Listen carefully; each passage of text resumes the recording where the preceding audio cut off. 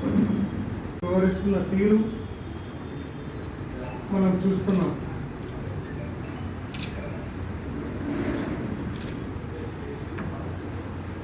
మరి నిన్న హరీష్ రావు గారి పేరు మీద కేసు ఏదైతే పెట్టున్నారో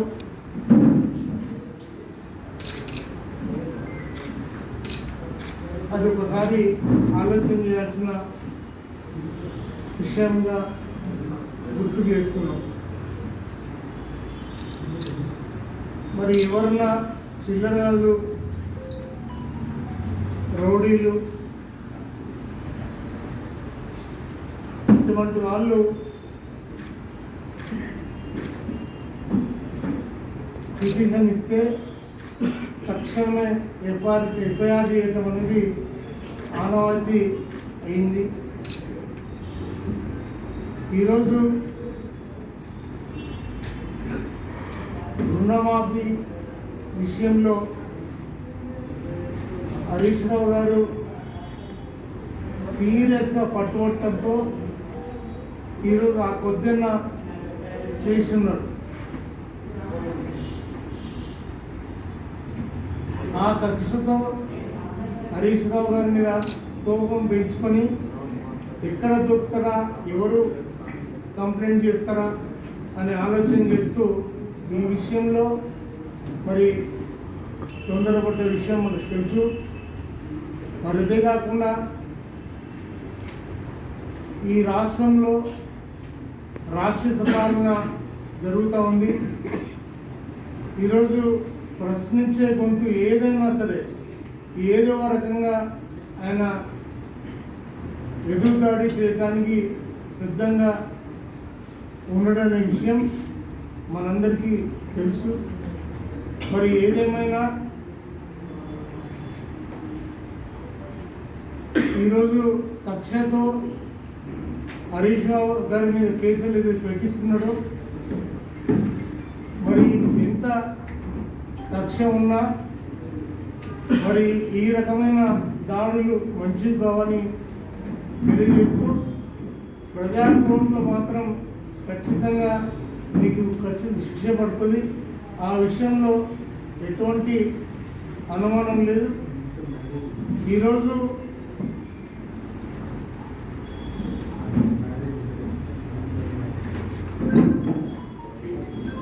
ప్రజలంతా అన్ని వర్గాల ప్రజలు ఈరోజు బాధితున్నారు. ఎట్టి పరిస్థితుల్లో నువ్వు ఇచ్చిన హామీలు నెరవేర్చకపోతే ఈరోజు ప్రజల పక్షాన మేము పోరాటమనే విషయాన్ని ఈ సమయంలో తెలియజేస్తూ మరి పాల్గొన్నటువంటి మా పెద్దలు మాణిక్రావు గారు, మాజీ ఎమ్మెల్యే కుమారెడ్డి గారు, ఆందోళన మాజీ ఎమ్మెల్యే క్రాంతి కుమార్ గారు, DCMA చైర్మన్ శివకుమార్ గారు, హరీష్ రావు పేరున అది ఒక నీతిమాన్య మనుషులతో కేసు పెట్టడం ఏదైతే ఈ యొక్క ప్రభుత్వం ముఖ్యంగా సీఎం రేవంత్ రెడ్డి గారు ఇది ఒక ప్రజాపాలన అని చెప్పుకుంటా ఉన్నాడు. నేను ఏమంటున్నంటే ఆడ చేత కాక పాత గజ్జలు అన్నట్టు ఆడడానికి చేత కాదు పాత గజ్జలు ఉన్నాయి. అది ఆయన మరి ఏదైతే ప్రజాపాలన అని పెట్టి ప్రజల సంక్షేమము ప్రజాపాలన మర్చిపోయి మరి కేటీఆర్ మీద హరీష్ రావు మీద లేకపోతే నిందలు వేసి నీతి బాధ్యతతో కేసు పెట్టిస్తారు. ఇది వారికి కొత్తగా 30 ఏళ్ళ నుంచి వాళ్ళు ఇంచుమించు 2021 నుంచి ఇప్పటిదాకా అన్ని కేసులు అన్నీ జయించే కదా. ఇప్పుడు మళ్ళీ 2014లో ఈ యొక్క తెలంగాణ రావడం. కాబట్టి నేను అనేది వాళ్ళకు ఏదైతే ఈ ప్రజాపాలన ప్రజలు 6 గ్యారెంటీలు చేయించాక ఇది డైవర్షన్ పాలసీ చేస్తూ ఉన్నాడు రేవంత్ రెడ్డి గారు. నేను ఇది వారికి తగదు. ఒక సీఎం సీట్లో ఉన్నాడు, ప్రజలకు అన్ని మరి సంక్షేమం కానీ అభివృద్ధి కానీ చేయాలి తప్ప మరి బూతులు తిట్టడం మరి ఏదైతే వీరి యొక్క అన్నదమ్ములు. మరి అటువంటిప్పుడు వాళ్ళ మీద కేసు ఎందుకు పెట్టరు? మీ పక్కనే కదా, మీ ఇంటి పక్కనే. సాయిరెడ్డి ఆత్మహత్యకు మీరే కారణం. మీ అన్నదమ్ములు ఏదైతే దౌర్జన్యం చేస్తున్నారో మీ అన్నదమ్ములు, మరి వాళ్ళ మీద కేసు పెట్టరు.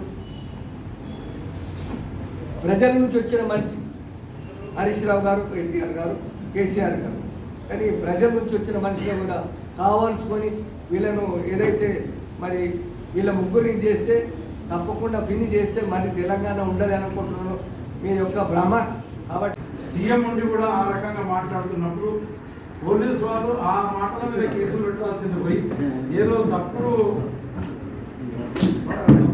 కేసులు వాళ్ళ మీద ఇస్తున్న నేరస్తులు ఇస్తున్న అప్లికేషన్ల పైన తప్పుడు కేసులు పెట్టే బదులు ఈ రకమైన కేసులు పెట్టాలని చెప్పేసి నేను కోరుతున్నా. అట్లనే రంగారెడ్డిపల్లిలో మాజీ సర్పంచ్ సాయిరెడ్డి గారు సూసైడ్ నోట్ ఉంది, పక్కా సూసైడ్ నోట్ ఉన్నప్పుడు ఆ సూసైడ్ నోట్ మీద కేసు చేయాల్సిందే.